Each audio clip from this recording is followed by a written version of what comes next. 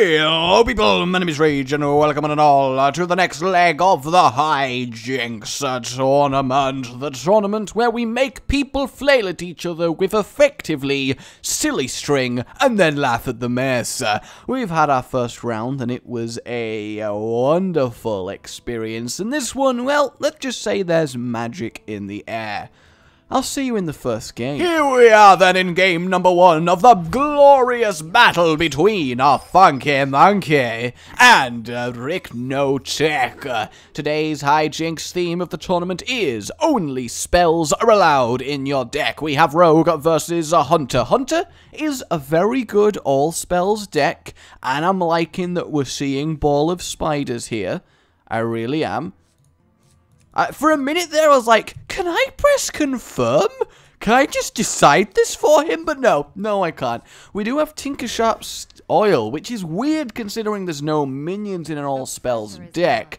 The Rogue is obviously hoping to generate them, maybe from beneath the grounds. Rogue is an interesting choice. Burgle is great, and I guess Burgle obviously does give you the minions, opening up with the Dominance asserting Sinister Strike there. Oh, I imagine Bear Trap will be the name of the game here, because it counters the dagger poke really, really well, and gives a lovely, healthy 3/3 minion to start bashing away, and it probably will end up sponging and eviscerate, which is nice.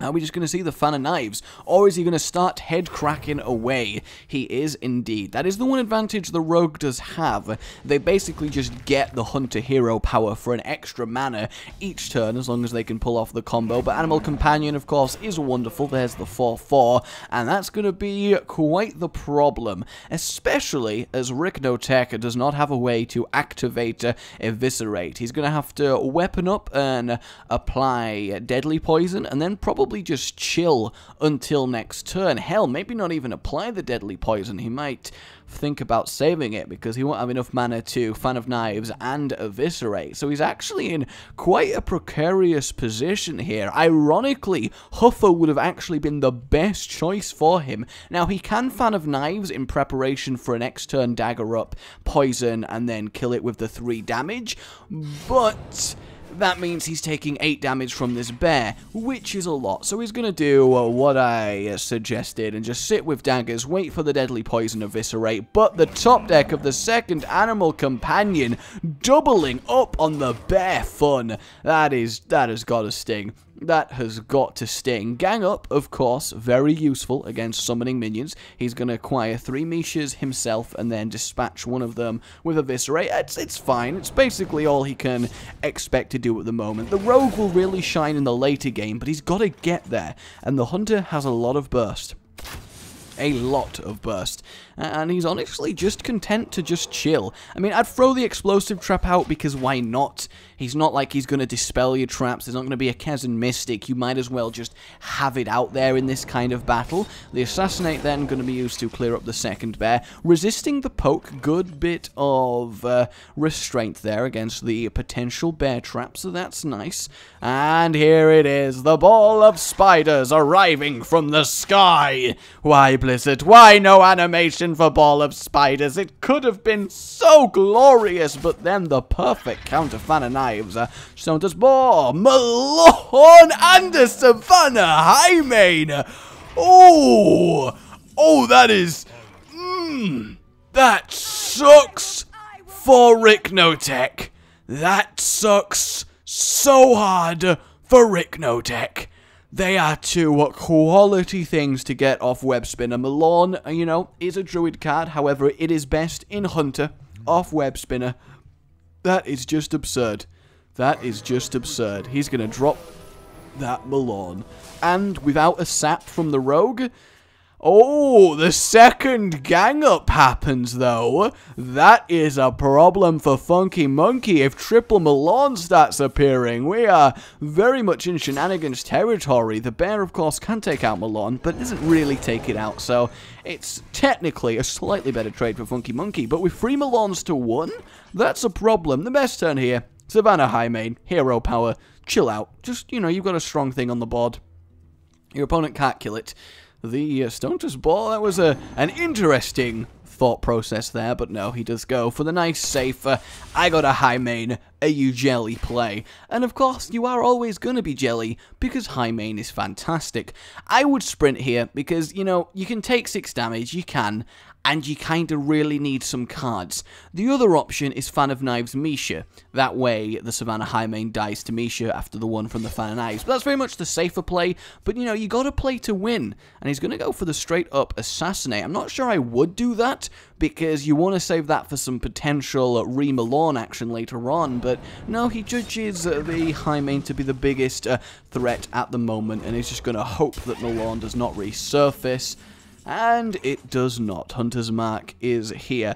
But the thing is, this is a Hunter with double kill command, arcane shot, and quick shot. I mean, this is bloody over. Like, there's just nothing a rogue is going to do against this ridiculous level of burst. It's just not going to happen. And there we go. Look at that. The other two, and then the quick shot. So 1-0 to the Funky Monkey.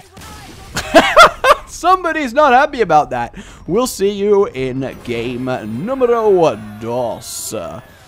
Yes, we will. And by see you in game numero dos, I mean I'm going to be with you all the way until game numero dos is being played, because it's being played right here. So I guess technically the statement I'll see you there is true, because I will. But also, shut up. We now have Druid versus Paladin. Druid, another very competent choice. I think Funky Monkey has definitely made the better deck choices here. Druid and Hunter are fantastic. Rogue, you either dominate or you get owned, as we saw. Paladin is a little bit better. It's got a little bit more going for it, but the ability to summon minions is really powerful in an all-spell fight. And that's what you gotta realize. So Funky Monkey here went for classes where he really can do that. Obviously, the Paladin's got his hero power, so he is always going to have himself a minion to summon, but it's not the most powerful ones in the world. And obviously, the Druid gets to run Savage Roar and Force of Nature, which is just, you know, a little bit good when it comes to killing your opponent. The Seal of Light here, just to get rid of the Panther, it's okay, it's fine. I mean, you waste the 4 heal, which isn't great, but you also don't want to get battered by the Panther. I mean, it doesn't really matter either way there. I mean, there's a big argument to just do a 1-1. You take 3 damage, you heal back to full, and then you kill it for the 3 damage, so you don't really lose any more health than you need to by letting it attack you, or it kills you 1-1 and it doesn't hit you anyway. So, you know, we'll see the Noble Sacrifice come out, because why not? Although against a Druid it's not great, because obviously he can hero power it away, and of course he can Tree of Life, and he can Wrath away the 1-1s. I would say, based on class alone, Funky Monkey has got this, but of course it's going to come down to the heart of the cards, and obviously the play of the players. And there we go, Noble Sacrifice, very much wasted there. But then again, there's not much it can do against an all-spell deck. I mean, at what? It can do the other Panther, or at most stop a Force of Nature Trent, which might be a big deal, but certainly not at this stage in the game. Redemption is okay here, you get your 1-1 back, and then it becomes a 2-2, but it's a 2-2. I mean, what are you wanting here? Living Roots is phenomenal, and in fact, the Argent Tournament has made Druid much, much better at dealing with an all-spell battle. Not that that really is something Blizzard needs to take into consideration, because, you know, I don't think many people are running around doing spells only, which, you know, is a crying shame. But we may just see the Living Roots with the 2-1s here, because he might not predict the competitive spirit. I mean, it's either Avenge or competitive spirit, but Avenge is more likely, so he is just going to summon himself those saplings and pass the turn, and give our friend a 2-2. Honestly, I'd be tempted to Hammer of Wrath one, just to move things along and draw through your deck, because you need to apply pressure as the Paladin here, because that's the only way you're going to win, especially for all the Druids healing, draw power, and just general awesomeness. Poor saplings. Poor saplings. So that competitive spirit, it's not a great time to play it, because, oh my god, please gain 3 mana crystals. You know you want to. He's going to draw the cards. Honestly, I think there's a really good argument to gaining 3 mana crystals there, because then you can combo sooner and basically just kill him Fortunately, Funky Monkey's going to save him from the poor competitive spirit, which would have just been another 1 mana plus 1/1 to a single guy. It's really not what you want from that, and only now he draws Avenge, which has got to suck. You got a Holy Wrath, you got a Hammer of Wrath face here. You just need to. You need to draw through your deck. Instead, he's going to go for the Seal of Champions, which is okay. It gives him an extra protection against the Druid's attack, makes the Druid take more damage, but look at the hand size. I mean, as soon as Force of Nature, Savage Roar, Innovate Savage Roar happens, it's just over. It is just so over. And there's the competitive spirit, buffing that to a 5/2, which is nice. It is, don't get me wrong. Now he can 1/1 and he can get his Avenge happening, but he needed his Consecrate there because next turn he's going to have 5 Wisps that are getting double Savage Roared. You don't want that in your life. You can't have that in the life. That's just not something you can get away with. You are going to be so brutally murdered that it actually hurts me to think about. He is sensibly going to coin up to the Seal of Light, both getting rid of another Wisp and healing himself up. So that's actually a very clever play there. And then extra 5 damage smacking on the face of the Druid. Ooh, Soul of the Forest and Poison Seeds is a very good combination here. Get the free face damage in, play Poison Seeds, you get double the fun. Oh, he's actually not going to do it. Interesting, he's going to use his Swipe, which I guess saves the Soul of the Forest for later, because you're not expecting a lot of silence from an all-spell Paladin deck. I mean, Solemn Vigil's a fantastic draw here. He absolutely needed to refill his hand, and he finally draws Muster for Battle, one of the few reasons to play Paladin in this. But honestly, at this stage, it doesn't do a lot. It does mean that he's going to get his Avenge, which is nice. Though he can't really kill a Wisp because it's just going to come back as a 2/2.